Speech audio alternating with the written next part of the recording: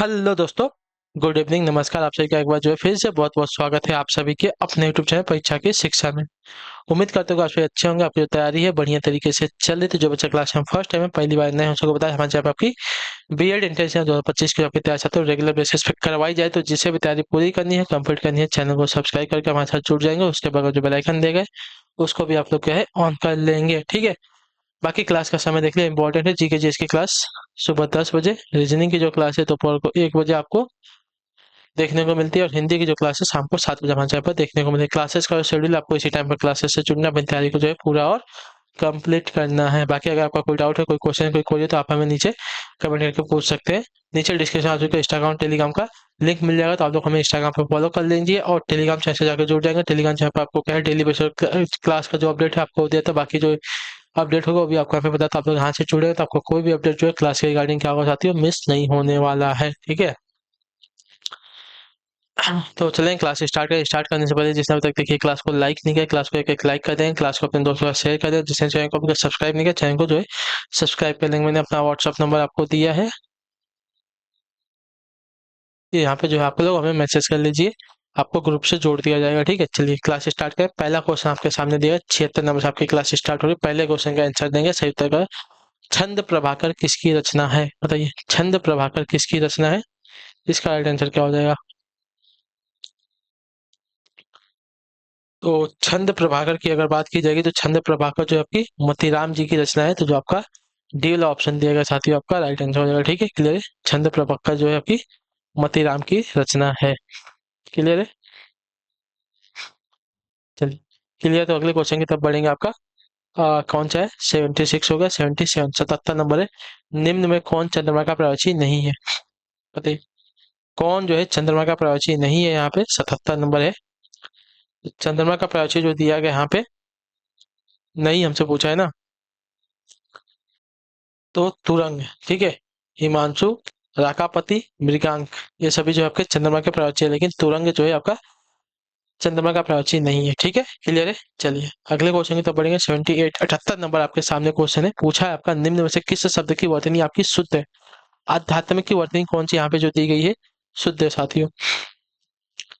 तो आध्यात्मिक की जो वर्तनी दी गई है यहाँ पे आध्यात्मिक, ये वाली आपकी वर्तनी जो है शुद्ध हो जाएगी, ठीक है। क्लियर है, चलिए अगला क्वेश्चन आपका 79 नंबर। निम्न में कौन से शब्द की वर्तनी शुद्ध है, ठीक है। निम्न से कौन से शब्द की वर्तनी आपकी जो दी गई है यहाँ पे शुद्ध है साथियों। तो संन्यास दिया गया है, श्रीमती, हितैषी की वर्तनी जो दी गई है यहाँ पे आपकी शुद्ध है साथियों, ठीक है। जो दी गई है ऑप्शन नंबर सी में, हितैषी की वर्तनी आपकी शुद्ध है। चलिए अगले क्वेश्चन की तरफ बढ़ेंगे। 80 नंबर। चिराग तले अंधेरा कहावत का सही अर्थ क्या, बताइए। चिराग तले अंधेरा कहावत का सही अर्थ क्या है। तो चिराग तले अंधेरा कहावत का सही अर्थ होता है अपनी बुराई नहीं दिखना, ठीक है। चिराग तले अंधेरा का अर्थ होता है अपनी बुराई न दिखना, ठीक। क्लियर है, कहावत का अर्थ सही पता चल गया आपको, तो जो ये वाला विकल्प देगा आपका सही उत्तर आती है। अगले क्वेश्चन की तरफ बढ़ेंगे। आपका है 81 नंबर, 81 नंबर। मूर्ख धनवान किस लोकोकित को चरितार्थ करता, बताइए। मूर्ख धनवान जो है किस लोकोकित को चरितार्थ करता है। 81 पे आपका राइट आंसर क्या हो जाएगा। तो मूर्ख धनवान जो है आँख का अंधा गांठ का पूरा, इस लोकोकित को क्या करता है पूरी तरह से चरितार्थ करता है। तो जो आपका बी वाला विकल्प देगा आपका राइट आंसर होगा। मूर्ख धनवान आँख का अंधा गांठ का पूरा लोकोकित को क्या करता है पूरी तरह से चरितार्थ करता है। अगले क्वेश्चन की तरफ बढ़ेंगे। 82 नंबर, 82 नंबर। सबका अपनी अपनी मर्जी से काम करना किस लोकोक्ति का अर्थ होता है, बताइए। इसका राइट आंसर क्या हो जाएगा।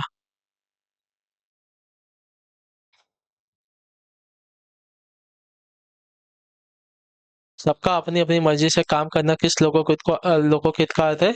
तो इसका राइट आंसर आपका हो जाएगा साथियों अपनी डफली अपना राग, ठीक है। अपनी डफली अपना राग इस लोकोक्ति का अर्थ होता है सबका अपनी अपनी मर्जी से काम करना। चलिए अगले क्वेश्चन की तरफ बढ़ेंगे। 83 नंबर, 83 नंबर है। निम्न में से कौन सही सुमेलित नहीं है, कौन सा, कौन सुमेलित नहीं है हमको ये बताना है ना। सूची पवित्र सर सरोवर स्वर्ण का सोना दिया गया आपका गलत है, ठीक है। स्वर्ग का अध्याय स्वर्ण, स्वर्ण होता है, स्वर्ण नहीं होता है, स्वर्ण नहीं होता, स्वर्ण होता है, ठीक है। चलिए अगला क्वेश्चन है आपका है निदेश। प्रश्न संख्या 84 और 85 के लिए निम्नलिखित प्रत्येक वाक्य के नीचे 4 विकल्प दिए गए, उनमें कोई एक विकल्प का उक्त वाक्य का शुद्ध रूप है, उसका चयन कीजिए। ठीक है, 84 नंबर, अपने हाथों से स्वयं काम करो। इसका हमको शुद्ध रूप बताना है ना, तो अपना काम स्वयं करो, अपने हाथों से स्वयं काम करो, अर्थात इसका शुद्ध वाक्य अपना काम स्वयं करो। ठीक है, स्वयं करो मतलब अपना ही हाथ लगने वाला है, तो इसमें हाथ बोलने की जरूरत हमको नहीं है। ठीक है, अपना काम हमको करना है, तो अपना काम हम अपने हाथों से ही करेंगे, इसमें हमें इस शब्द की जरूरत नहीं है। ठीक है, चलिए अगला क्वेश्चन है आपका है 85 नंबर, हमारे नाक में दम हो गई। देखिए ये भी आपका गलत दिया गया है, इसका सही उत्तर बताइए। हमारे नाक में दम हो गई, हमारे नहीं होता है, हमारी। नाक क्या है, स्त्रीलिंग है, तो हमारी नाक में दम हो गई।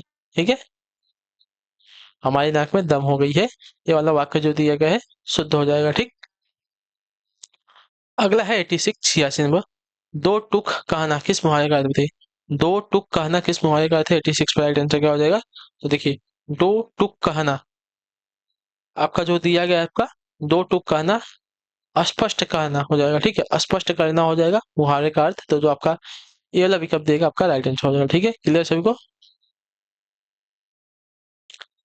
दो टुक कहना अस्पष्ट करना मुहावरे का सही अर्थ हो जाएगा।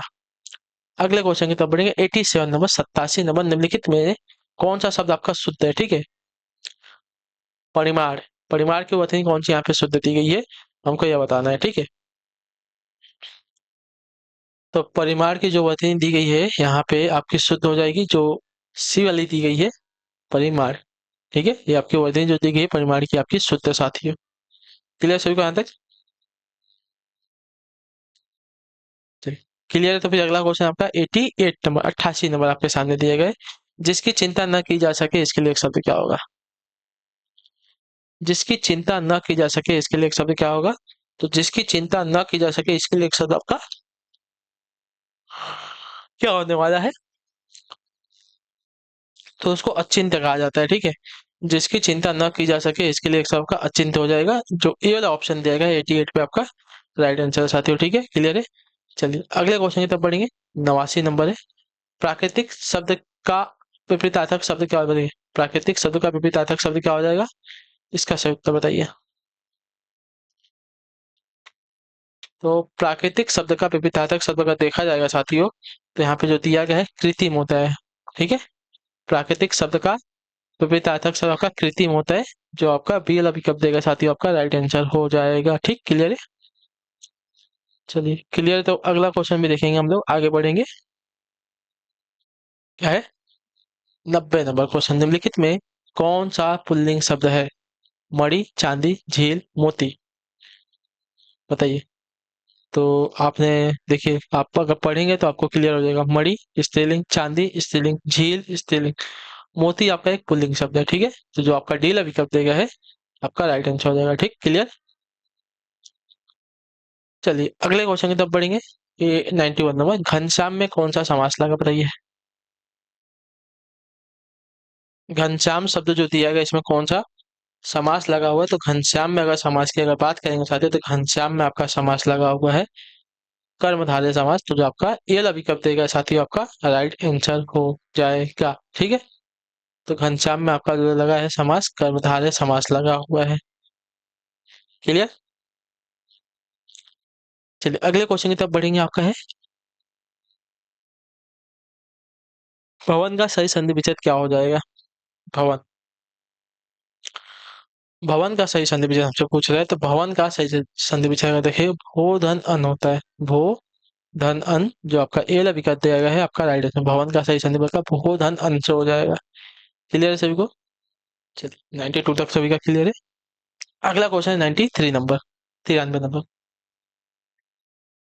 निम्न में से कौन जो है पुत्री का प्रवाची नहीं है। ठीक है, निम्न में कौन पुत्री का प्रवाची नहीं है, नंदिनी, दुहिता, तनुजा, दारा।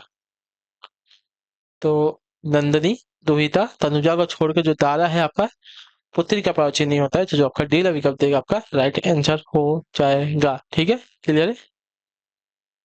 हाँ या ना,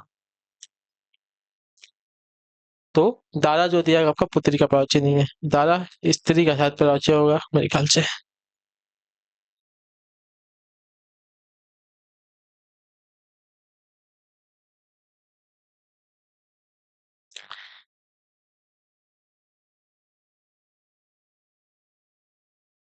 चलिए।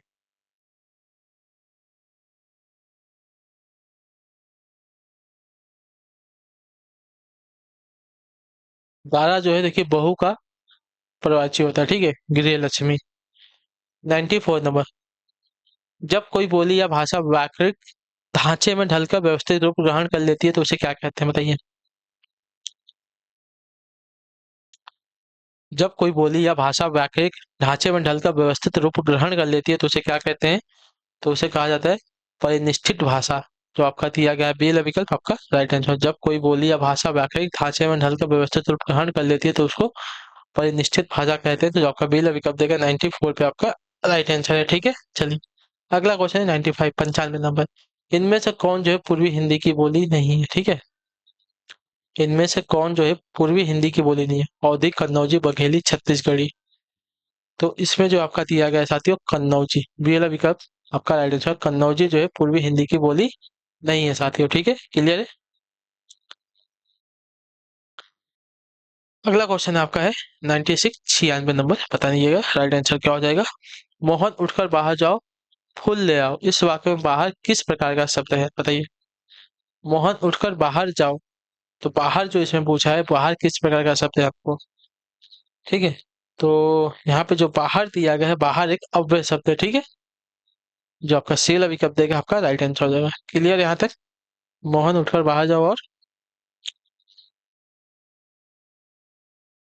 फूल ले आओ, तो इसमें जो आपका बाहर शब्द दिया गया है आपका एक अव्यय प्रकार का शब्द हो जाएगा।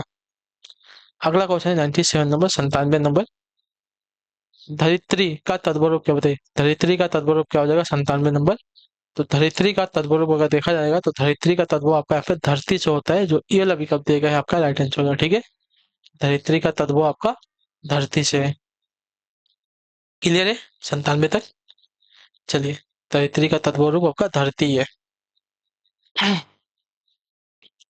98 नंबर, निम्नलिखित में से कौन सा शब्द आपका संज्ञा का उदाहरण नहीं, बताइए। निम्नलिखित में से कौन सा शब्द जो है संज्ञा का उदाहरण नहीं है, संज्ञा का उदाहरण नहीं है।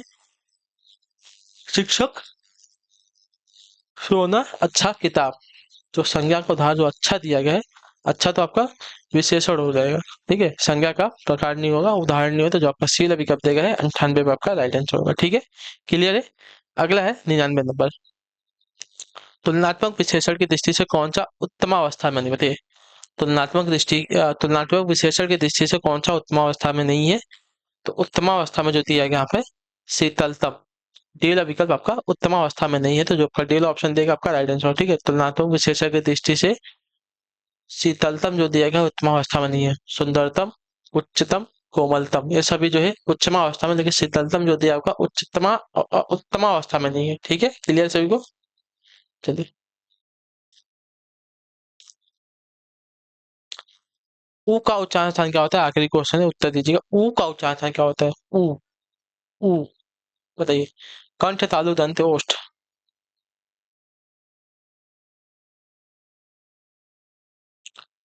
बताइए इसका राइट आंसर क्या हो जाएगा। ऊ का उच्चारण स्थान क्या होता है।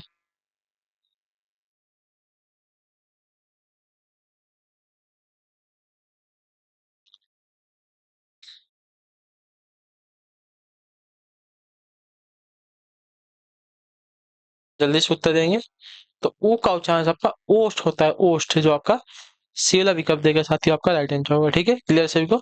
चलिए, तो इसी के साथ जो आपकी क्लास है आज की यहीं पे कंप्लीट होते हैं। आई होप कि आप जो क्लास आते हो अच्छी लगी, अच्छा ही क्लास को लाइक करें, चैनल पर चैनल को सब्सक्राइब, और हमें जो है कमेंट करके जाए क्लास के बारे में, जो आपको क्लास कैसी। बाकी अगर आपका कोई डाउट है, कोई क्वेश्चन है, कोई क्वेरी है, तो आप हमें नीचे कमेंट में जरूर पूछेगा, उसका आंसर आपको दिया जाएगा। तो हम आपसे मिलते हैं आपकी अगली क्लास है, तब तक के लिए टाटा बाय बाय, जय हिंद, जय भारत। आपसे क्लास से जुड़ने के लिए बहुत बहुत ही धन्यवाद साथियों।